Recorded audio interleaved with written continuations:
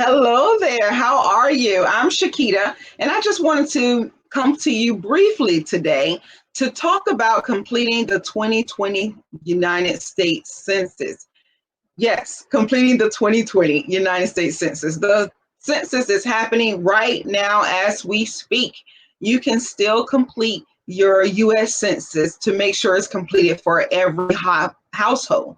This is extremely important. That's why I just want to talk to you briefly about making sure that your household, as well as your friends and your family, to just put a bug in their ear to just let them know that they need to complete the census with urgency, because we now have up until September the 30th to complete the census.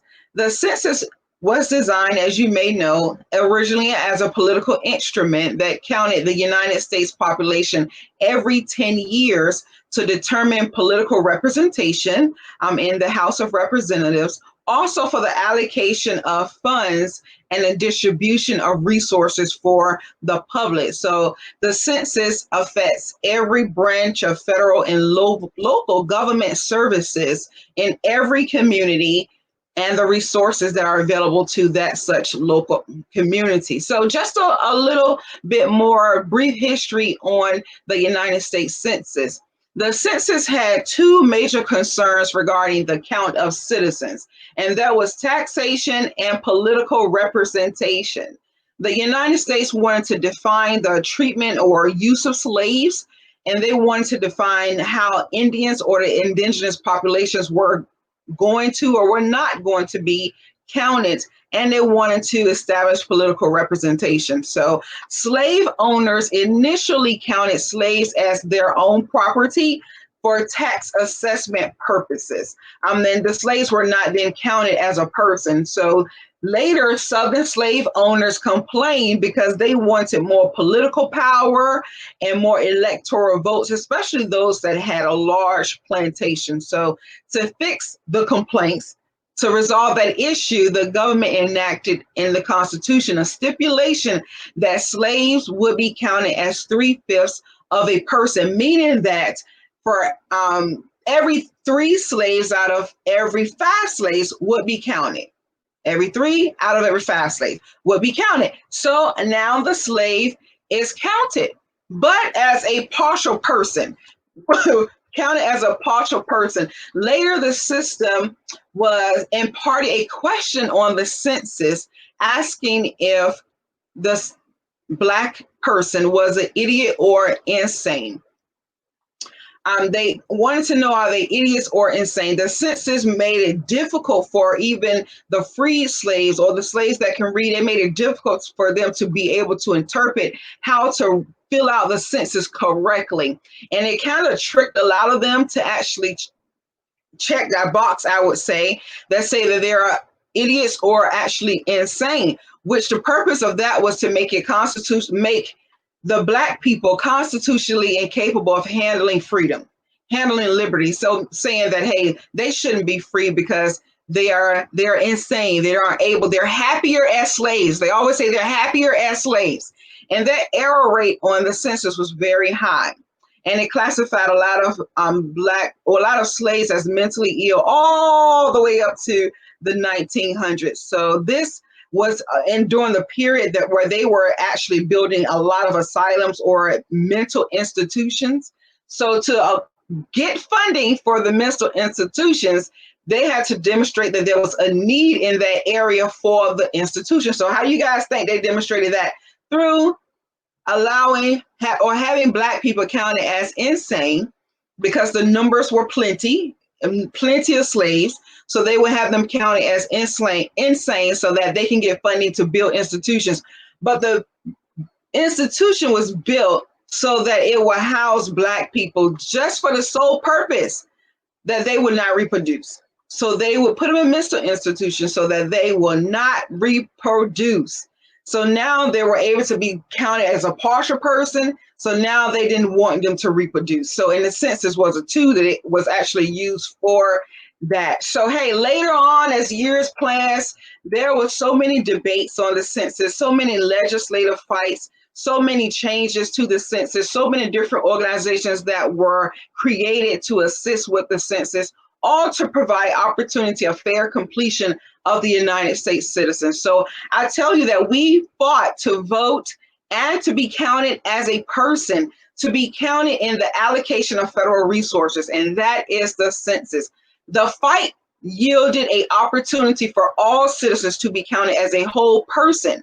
So we went from not being counted at all, just being property, to being partially counted, to being able to be counted as a whole person. So we did not only just fight to vote, we fought to be counted as a person. So if you ask the question, why do we need to still do this census in every household with all the information available to the government? Why do we still need to do this? Because, hey, unfortunately, this is still a tool that the government uses. Whether you like it or not, whether I like it or not, it is part of our country's legislation, and it is just as important as voting.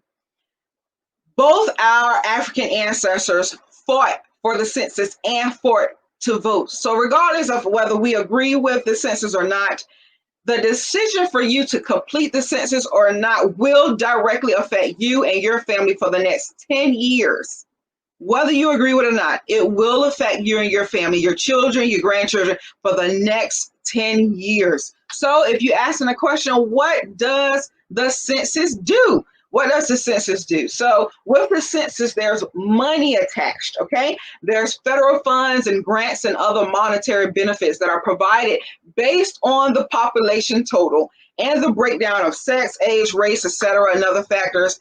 And the people that live in that community, they're counted. So the more people that are counted, the more resources or benefits that the locality will have. So when you respond to the census, you are requesting your fair share. When you respond to the census, you are requesting your fair share of the billions of dollars that will be divided amongst states for the next 10 years. So whether you like it or not, it will occur. Money will be allocated. Resources will be spent, whether you agree with it or not. So you might as well get in and get your fair share for you and your family. This will personally affect the money that the public schools are given. It will affect school lunch. It will affect your hospital services. Services for elderly people will be affected by the census.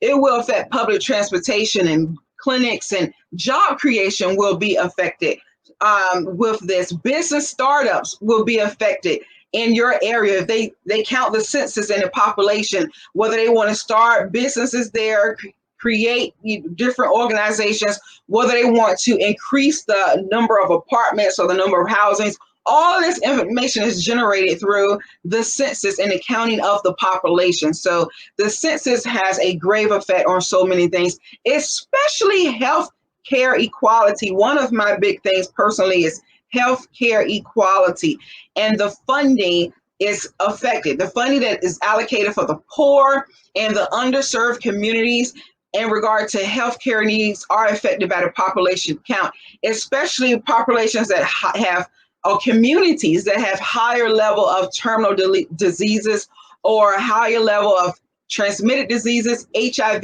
etc. The funding for medical care is affected by the count of the population. So the census results determine all of those things.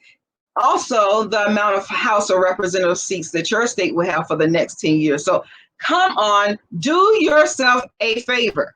Do your community a favor, do your family a favor, your kids and your grandkids a favor, and complete the less than 10-minute questionnaire, census questionnaire. The census is still happening. It has been extended to September the 30th is the last day that you can complete it online. You can even look on the website. If you don't want to do the questionnaire, they have a phone number. You can call and they can just do it over the phone.